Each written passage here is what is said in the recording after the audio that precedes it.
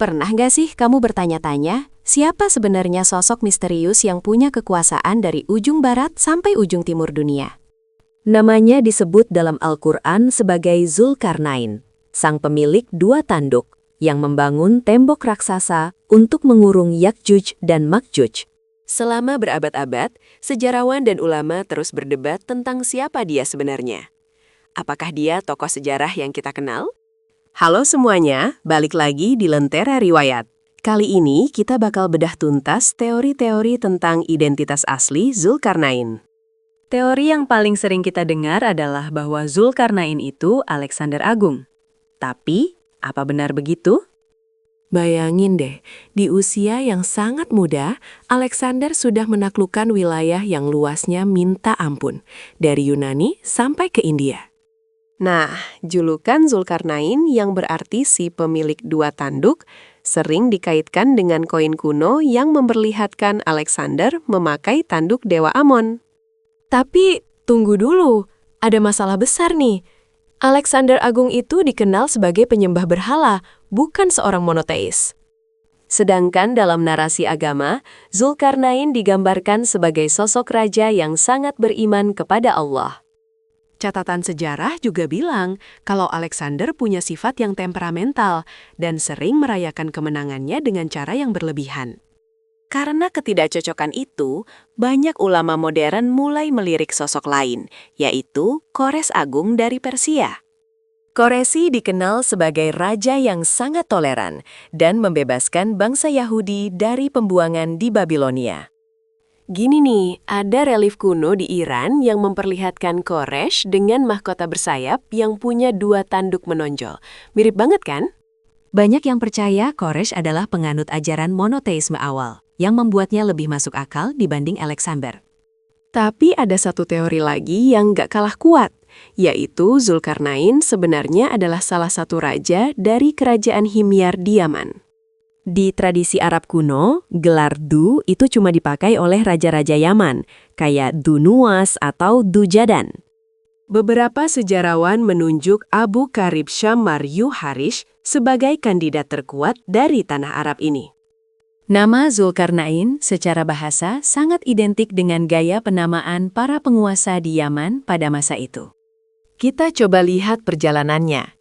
Zulkarnain dikisahkan pergi ke tempat terbenamnya matahari, ke sebuah mata air yang berlumpur hitam.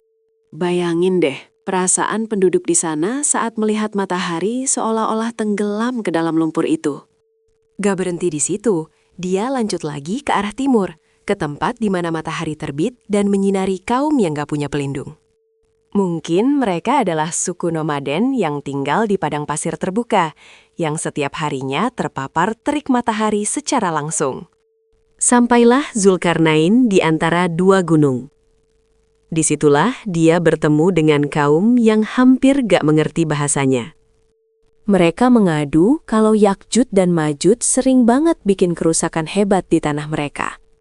Zulkarnain gak minta imbalan uang.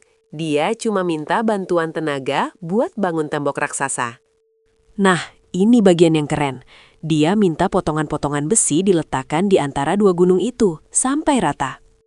Setelah itu, dia menyuruh mereka membakarnya sampai merah membara, lalu menyiramkan tembaga cair ke atasnya. Hasilnya, sebuah tembok logam yang sangat licin dan kuat, sampai-sampai Yakjuj dan Makjuj nggak bisa memanjat atau melubanginya.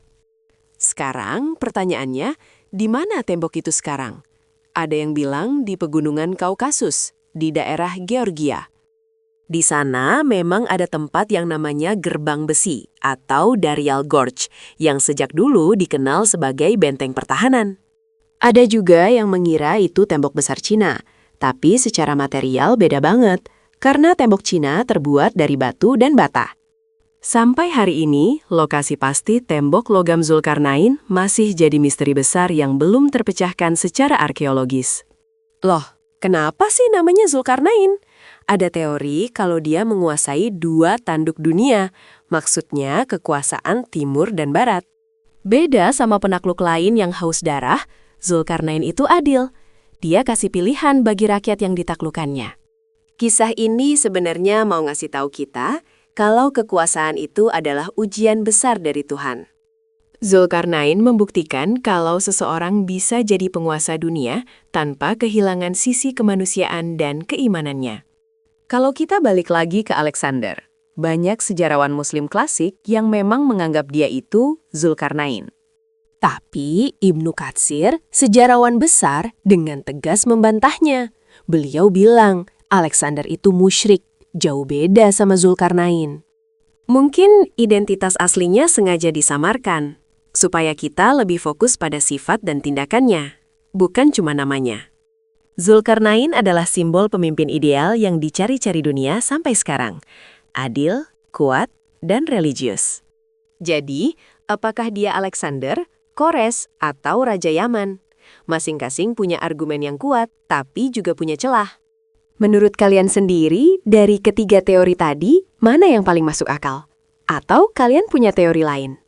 Coba tulis pendapat kalian di kolom komentar ya, kita diskusi bareng di sana. Terima kasih sudah nonton sampai habis. Jangan lupa like kalau kalian suka video bertema sejarah kayak gini.